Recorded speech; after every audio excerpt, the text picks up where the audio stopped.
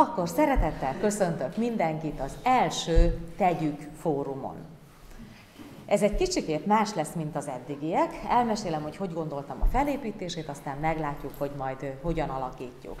Egyrészt beszámolnék, hogy most milyen helyzetben van az önkormányzat, aztán arról beszélnék, hogy mi ez a Tegyük mozgalom, vagy hát egyáltalán miért gondolom azt, hogy próbáljuk meg együtt megtervezni a jövőnket, és utána pedig lehetőséget adok arra, hogy bárki bármit kérdezhet. Na most, mit jelentenek ezek a betűk?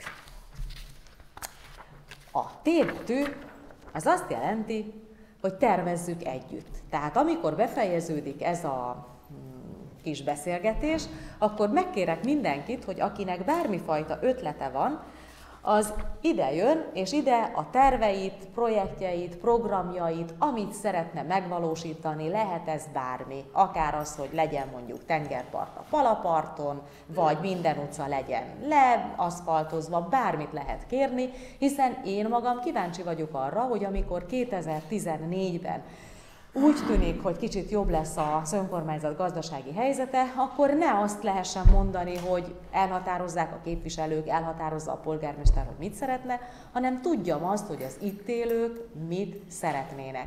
Éppen ezért ez a programsorozat 8 helyszínen lesz majd megtartva. Elsőként azért választottam Kertvárost, mert valami miatt egyrészt a szívemhez nőtt, másrészt pedig éppen Ilonkával beszélgetünk, mikor kifele jöttünk, hogy amikor én kislány voltam, nekem Kertváros mindig is egy olyan külön területként szerepelt, és ezzel is azt kívánom megmutatni, hogy Esztergomhoz tartozik. Aztán Búbánatvölgy lesz a következő, és Pilis-Szentlélek, tehát szándékosan ezekkel a külső területekkel kezdjük ezt a fórumsorozatot. A következő betű az E betű, ami semmi más nem jelent, mint azt, hogy mindezt együtt fogjuk megcsinálni. Erre a papírra majd azt kérem, hogy mindazok az önkéntesek, felajánlások, vállalkozások, akik úgy gondolják, hogy bármiben együtt, akármiben, majd lesz más program is, szívesen együttműködne, az legyen olyan szíves, az elérhetőségét írja le. Legyen ez e-mail, egy telefon, bármi. Mit jelent a G betű? Gyere, ülj közénk.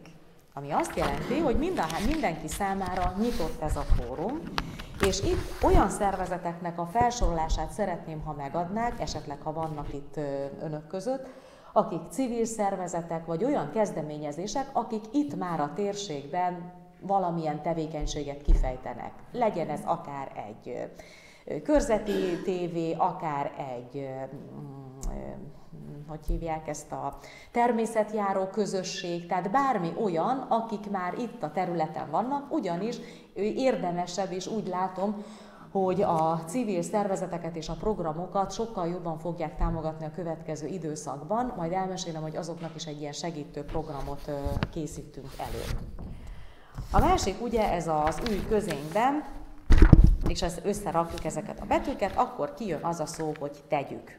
Na most itt azokra a konkrét programokra és azonnali feladatokra vagyok kíváncsi, amit azonnal meg kell tennünk.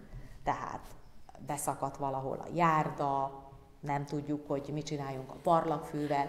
Na most ezeket azért kellene felírnunk, mert, és akkor most rátérek az önkormányzat jelenlegi helyzetére. Az önkormányzat, mint ahogy tudjuk, 2010-ben egy elég súlyos gazdasági helyzetet vett át már, mint az új vezetés, ami azt jelentette, hogy az adósságokat mindenképpen rendezni kell. Sajnálatos tény, hogy nem adósságrendezés, hanem egyfajta átütemezés történt, és bizony 1-1 milliárd forintot, ha akarjuk, hanem minden évben ki kell fizetnünk. Gondolom én sem önök, sem én erről nem tehetünk, ez egy olyan örökség, amit meg kell tennünk. Részben ez okozza azt, hogy likviditási gondok vannak, részben pedig az, hogy miután az előző években látszódott az, hogy az intézményeket éppen ezért nem tudják finanszírozni, az állam átvette az iskolákat, de a működési költséget levonta. Ez volt ugye a tavalyi ominózus 1,1 milliárdos állami inkasszó. Na ennek a felét ki tudtuk gazdálkodni, a másik fele viszont ott van a számlán, ez egy 616 milliós, még ki nem fizetett tétel. Megpróbáltam azt, és egyelőre még tárgyalások folynak, hogy ezt a 616 milliót engedje el az állam, látván azt, hogy milyen helyzetben vagyunk, valamint ugye most már az iskolák működtetését más forrásból finanszírozzák, tehát ugye idén már ez a befizetési kötelezettség nem érint minket, meglátjuk, hogy mit tudunk elérni.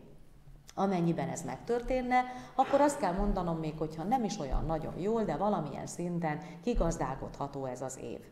Miért mondom ezt?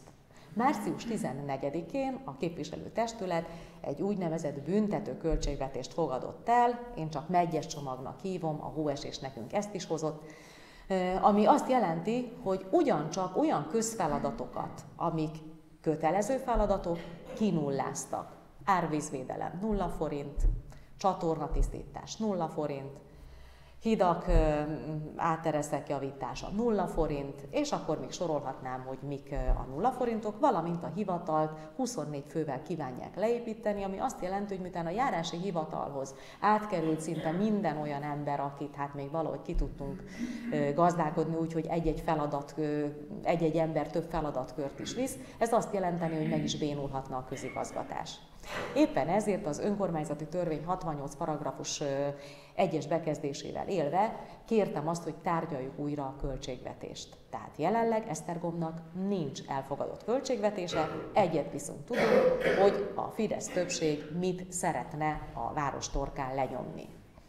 Ugye nem rejtem és nem is rejtettem véka alá, hogy ezt még egyszer a várossal én, amit tudom, nem fogom megengedni.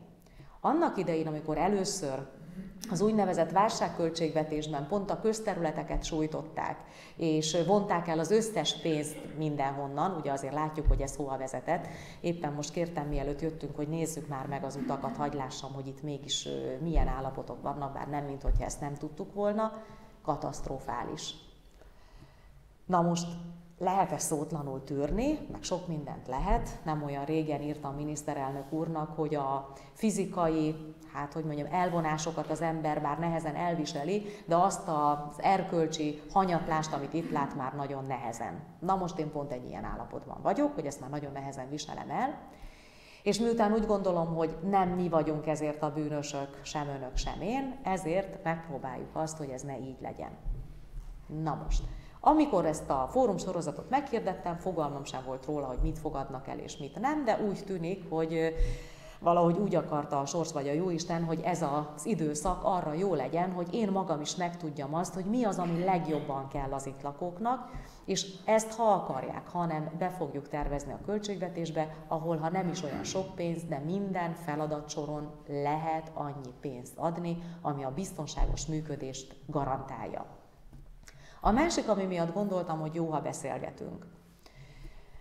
Lehet azt mondani, hogy jaj, nincs pénz, hát teljesen el vagyunk keseredve, azonban senki nem fogja helyettünk ezt megcsinálni. És úgy látom, miután elég sokat konzultálok független polgármesterekkel, más településen is hasonló lett a helyzet, sőt most azok az elvonások, amik érték az önkormányzatokat, tényleg igaz lesz, hogy előbb-utóbb mindenki rájön, hogy esztergomi, és rájönnek arra, hogy hát itt valamit azért tenni kellene.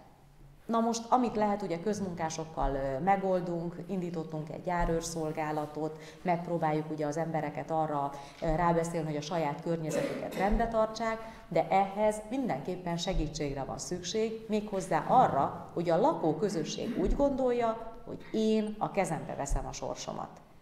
És akkor most egy kis kitérőt tennék. Ugye, mint azt tudjuk, 3 héten keresztül Amerikában tanulmányozhattuk az ottani önkormányzati és közösségi működést. Bátran tudom mondani, nagyon jó helyzetben vagyunk.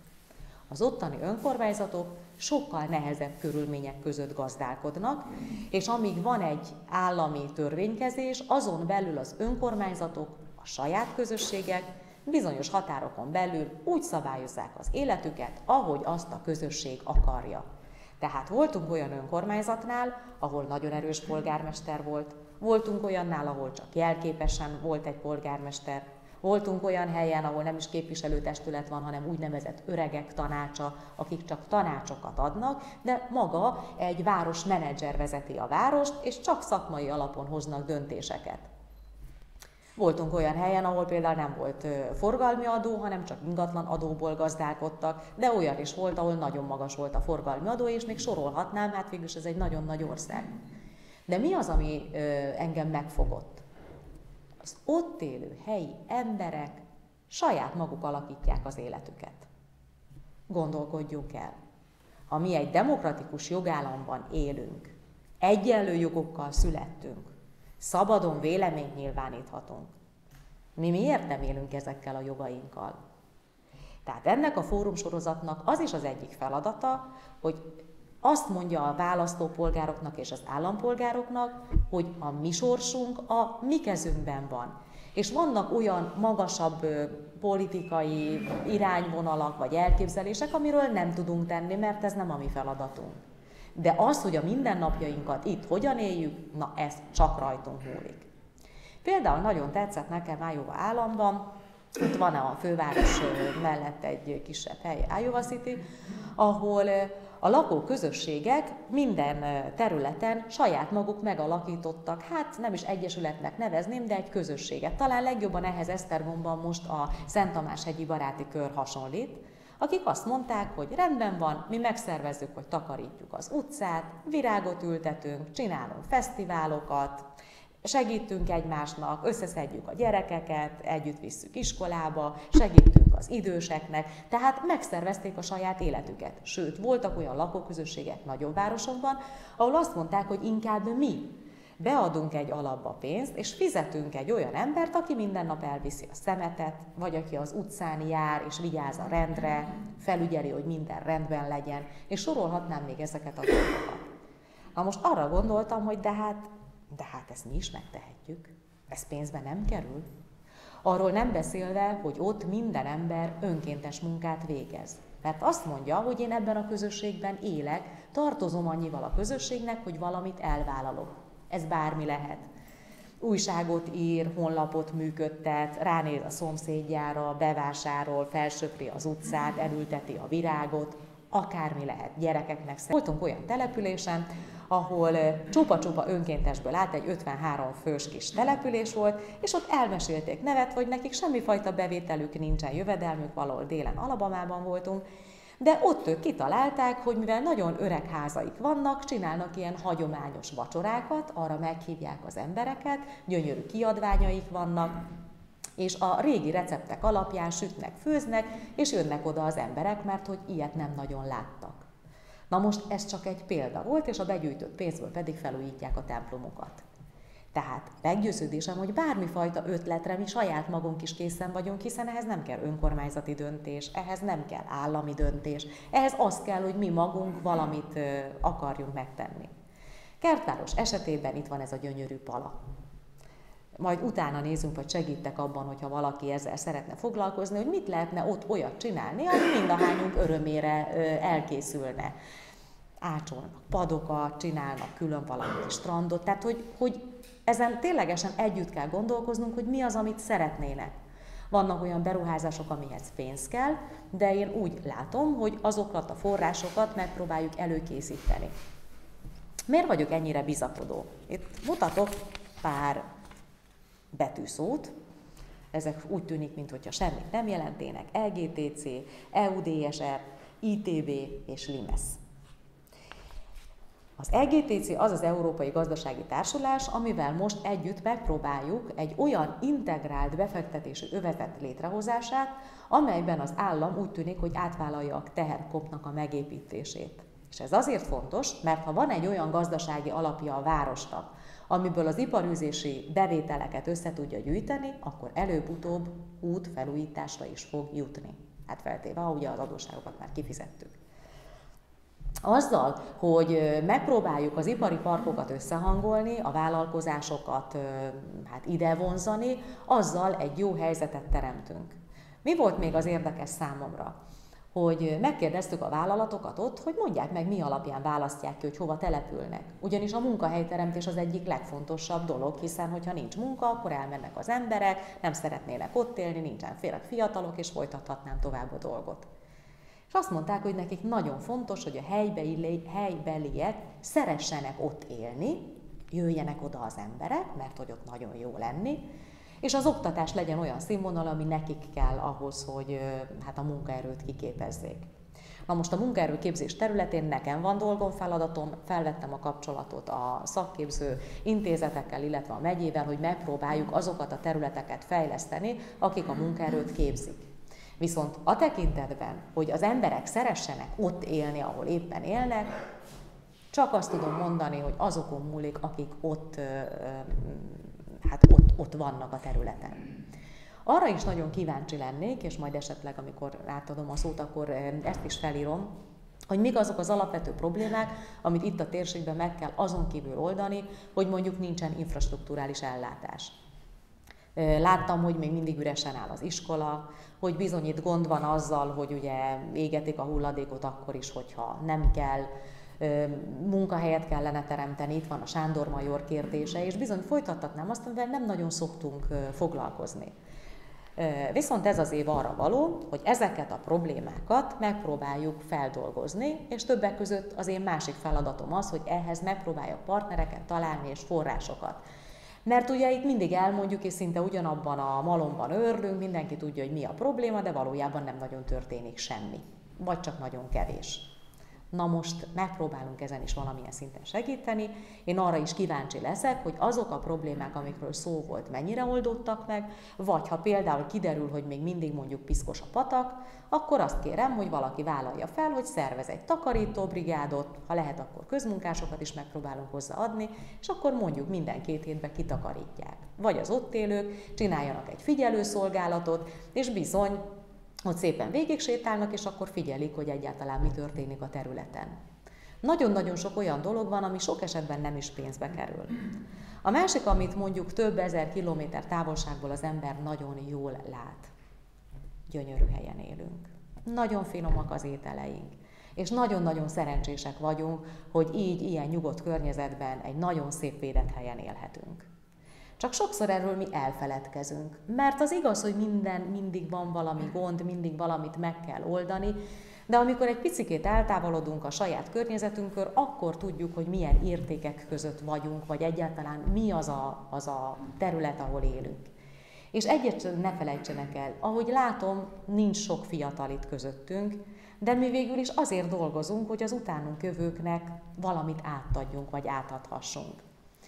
És akik itt ülnek, és mondjuk már letették azt a munkát az asztalra, amit az ők aktív éveikben tettek, hát a legjobb munkatársak, hiszen most már azt kell mondanom, hogy együtt, amit kitalálunk, azt meg tudjuk tenni, mert hogy van rá lehetőségünk. És hogyha ebbe bele tudjuk vonni a gyerekeket, a fiatalokat, akkor ennek nagyon fogunk örülni. Persze sok kérdést vet fel mindaz, amiről most itt beszélünk, és ugye itt az a Limesz világörökségi program, amit még ez az utolsó betűszó jelentett, lehet, hogy itt a Kertvárosban talán nem tűnik olyan fontosnak. De arra viszont rákényszeríthet minket, találja ki a közösség, mi az, ami itt egyedülálló és fantasztikus. Mert például ahová mentünk, na ott minden városban volt valami attrakció világszám. Na most nem kell mondanom, hogy fele annyi értékük sem volt, mint ahogy én itt látom Kertvárosban, ami van. Tehát ha lett volna egy ilyen gyönyörű tavuk, vagy egy ilyen összetartó közösségük, vagy egy olyan hagyományuk, ami itt a kertvárosi laktanyákhoz kapcsolódik, hát arra már ezek fantasztikus turizmus, gyönyörű kiadványokat, nem tudom, miket ráépítettek volna. Nem biztos, hogy ez az út, de az azért nagyon fontos, hogy tudjuk meg, milyen értékeink vannak, és lehet, hogy amire nem is gondolnánk, lehet, hogy Kertvárosnak éppen az az értéke, amiről eddig nem is nagyon beszéltünk. Tehát ez a fórumsorozat egyrészt egy közös gondolkodás, egy közös jövőépítés, másrészt a konkrét helyi problémáknak az azonnali, vagy legalábbis egy belátható időn belüli megoldására vonatkozik, illetve úgy, ahogy szoktam, hát most már azt kell mondani, hogy szinte hagyományosan, én magam is kíváncsi vagyok arra, hogy milyen kérdéseik vannak, mi az, ami érdekli önöket, vagy egyáltalán egy ilyen közvetlen kapcsolat alakuljon ki közöttünk. Azt hiszem, hogy én így röviden be is fejezném ezt az első felvezetést, és akkor megkérdezem, kinek van kérdése, hozzászólása, akár konkrét problémája, mert akkor elkezdjük az ilyen jellegű tervezést.